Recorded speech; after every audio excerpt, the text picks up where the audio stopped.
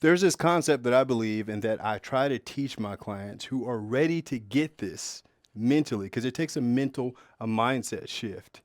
And that is actually getting paid to talk. Because a lot of people, they struggle to believe that you can make more money by talking about cybersecurity and IT than being the person actually doing the work. Even though your manager is making 2.5 times more than you and can't do the technical stuff, it's because most IT professionals and people in general have been conditioned to put emphasis on task. And they think their money that they're making is actually defined by the amount of tasks that they do. Writing code, that is a difficult task. Configuring systems, that is a difficult task. But talking, oh my goodness. Talking is actually harder than the task. But the thing is, when I am actually doing a task, I am one person doing one thing. But when I understand what needs to be done, I can communicate. And these are people right here. I can tell 5, 10 people to go do the one task that I can't do. And now my output is maximized versus the one person over here. But the problem is most IT guys don't know how to communicate. They're weirdos. Let's be real about it. They're weirdos. And they focus so much on the task. You ask them anything, they immediately go to the technical side of the house. But here's one thing that I understand, and I'm not bragging when I tell you this at all, but I need y'all to understand the way the world works. Rich people don't care about task. They care about results. And people that are typically hiring are rich people because you have to have money to pay somebody to do something for you. So like when me and my wife are looking to get something done and we're looking to hire somebody and they try to go through all the details, we stop them. We're like, hey, thank you, but can you get this done? All right, cool. Well, here's the money for it. I don't need you to go into the details of it. The reason why I'm hiring you to begin with is because I don't have time for the details. Are y'all tracking with me? So it's the same concept. You go to the interview, you talk about the results that you can generate based on your level of understanding of whatever your subject matter is, right? And that's how you move.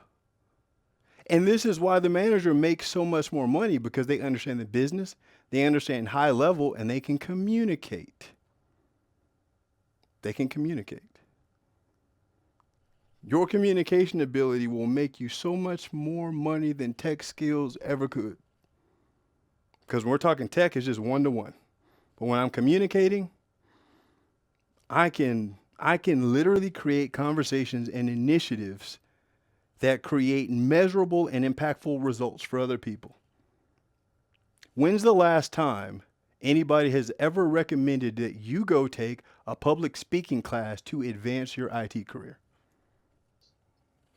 Yeah, I just saw your couple days ago your LinkedIn video about that. Very very true.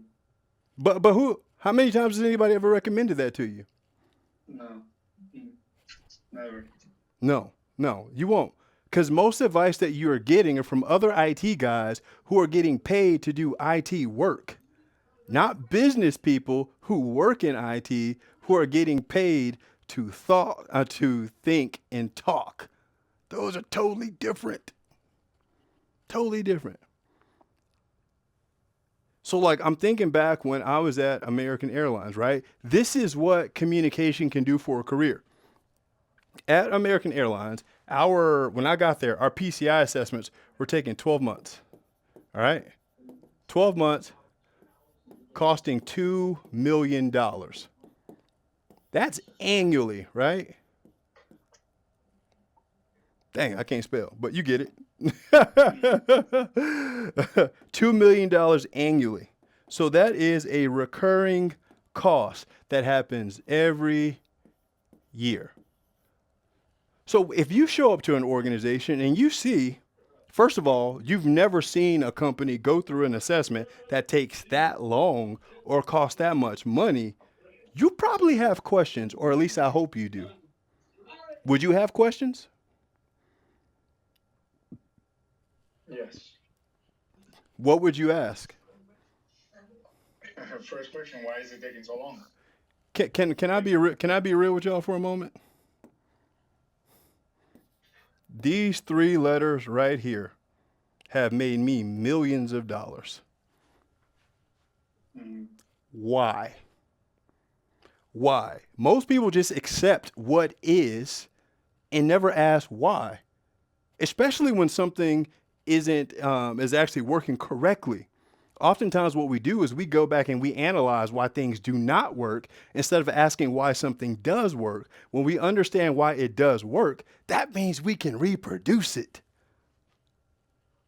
We can reproduce it. Anyway, so I found out the reason why after asking. It was the people. The people didn't understand the security controls, so they were providing evidence that was wrong, incomplete, resulting in findings and remediation that extended the assessment because the original assessment was not supposed to be that long. All right? So then I thought, people are the problem. How can I address the people problem? Because I'm only one person. This company has 120,000 employees. There's no way I can go and do all their work for them. But what I can do is leverage my communication ability to create change. So what I did was for every role, I told y'all this story before.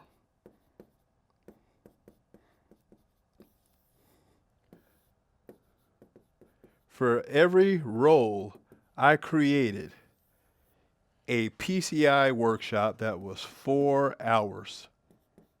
Got buy-in from my manager. They booked out the conference center at American Airlines that they use to train the flight attendants, right? And flew people in from around the world for a week while I put on these 2 4-hour-a-day workshops so everybody understood their roles, their responsibilities, why this was important, and what they needed to do to ensure that we are successful. Fast forward to the next year, that assessment is done in 8 months, saving hundreds of thousands of dollars.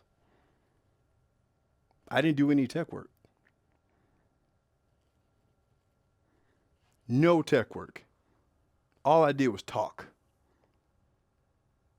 And you know what's crazy?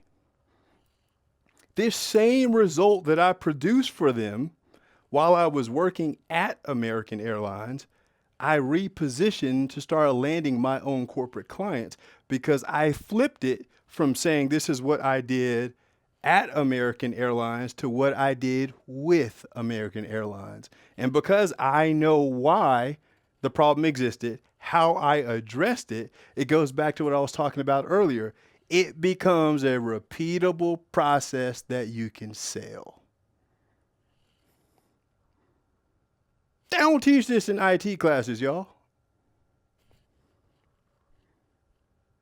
They don't. They don't. And what's crazy, y'all, you would not believe how much money companies will pay somebody to come in to train their staff when they understand the ultimate impact that it will have. We're talking about getting paid $10,000 to $20,000 for 5 days of talking.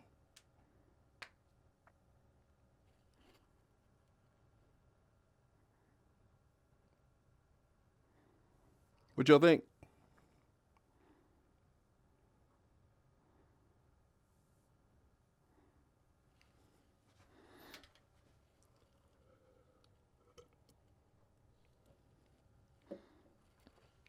yeah, boy, that make a lot of sense. I'm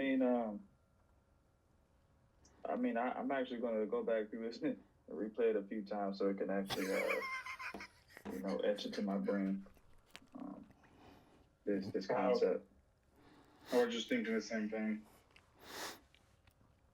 So like the 1,000-foot view is literally ask why when you see a problem that doesn't make sense. create a solution, regardless of somebody asking you to do it. I was never asked to do that. I was never asked to do that. But you know what? I knew what the next phase of my career was. So I did in that capacity what would serve me in the future. God. What am I saying? If you are just working your job right now with no insight of what you are going to do in the future, you are literally robbing the future you of money because you are not stewarding the opportunities you have right now. It's one of those things where we could get to a place and be like, man, if I had done this differently back then, had I known, why not take the time to like thoughtfully, prayerfully consider what it is that you want to do in the future. I knew I was going to start a consulting business. Even though I had tried before and it had failed, I knew I could get smarter, I could get wiser, I could be better, right? And so everything that I was doing was leaning toward that. That was the lens that I would view it. Because I didn't show up thinking, hi, today I'm Boyd Cluess, Senior Security Architect at American Airlines. Every day I showed up, I'm Boyd Cluess, Cybersecurity Consultant at American Airlines, here to provide value. Completely different value prop. Completely different. And this is why, like, when we're having these conversations, I ask y'all specifically, what are you trying to do? Because saying I'm trying to get into cybersecurity, that is so ambiguous. It's too ambiguous. Like, as best as you can, define what you want to do. Because if you don't define it, so, oh my gosh, I just thought about this. This is so good. Even if you define something specifically that you want to do, right? And you are on the road traveling there, you may not get exactly what you desire or what you thought you might have, but you might find something on the way there that serves you better.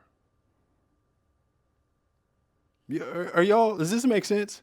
Because I never thought in the beginning that I would be a guy working in cybersecurity GRC. I was trying to be the network security guy, configuring firewall, ACLs, etc. I still hit my destination of working in cybersecurity by way of trying to be that network guy that I had designed on paper. It just happened differently because of circumstances. But if I wasn't clear to begin with, I wouldn't have acquired the skills that helped me excel in the roles that I finally got. Does that make sense?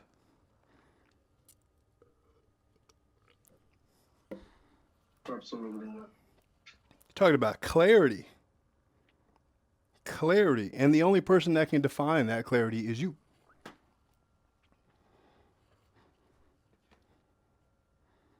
Is you. Yeah, it all makes sense, boy. I'm still conflicted because in my heart, I still want to avoid trying to work for somebody. I want to jump straight to consulting, but I know that ain't the best route to go.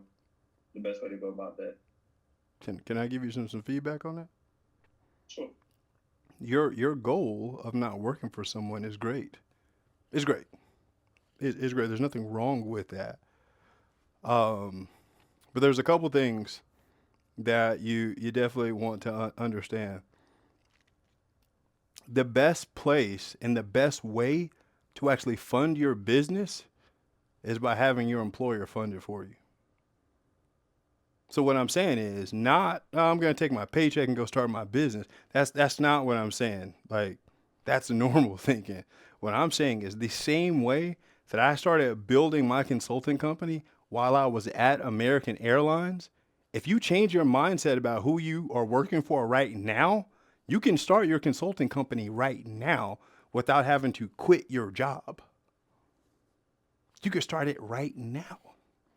Start actively practicing and doing the things that you would do as a consultant. So the transition becomes seamless.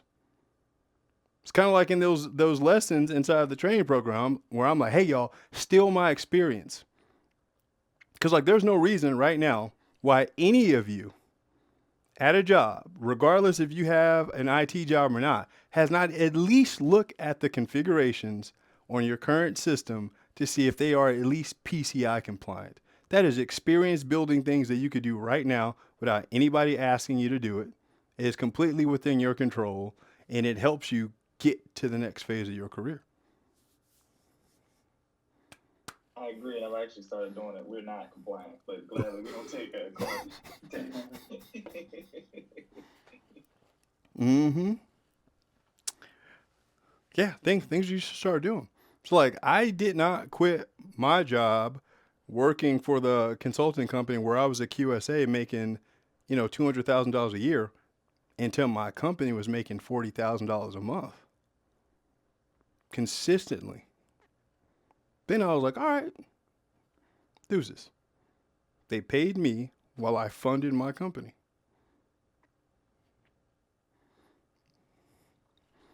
But That is that's smooth. My bad. but the other thing also to consider is, like, money in commerce is moved by the problems of the people who are willing to pay. And there's no better insight to where the problems are than in that seat that you are right now. All it is doing is just building up your marketing collateral for you to be able to launch your consulting business. Because if you come to me as a consultant and you can't tell me what kind of problems people in my industry are having, we're not going to have a long conversation at all. We're not. Because what can you do is not as important as you understanding the problems that I have and how you can help me out of my situation based on what you've seen. So, like, this is what my consulting company did. They knew I came from American Airlines, right? So every time there was time for a sales call with an airline client, who do you think they brought on the call?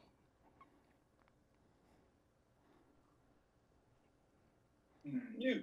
Spoiler alert. Why do you think they brought me on there? I wasn't a consultant at American Airlines. No, but you got experience. Correct.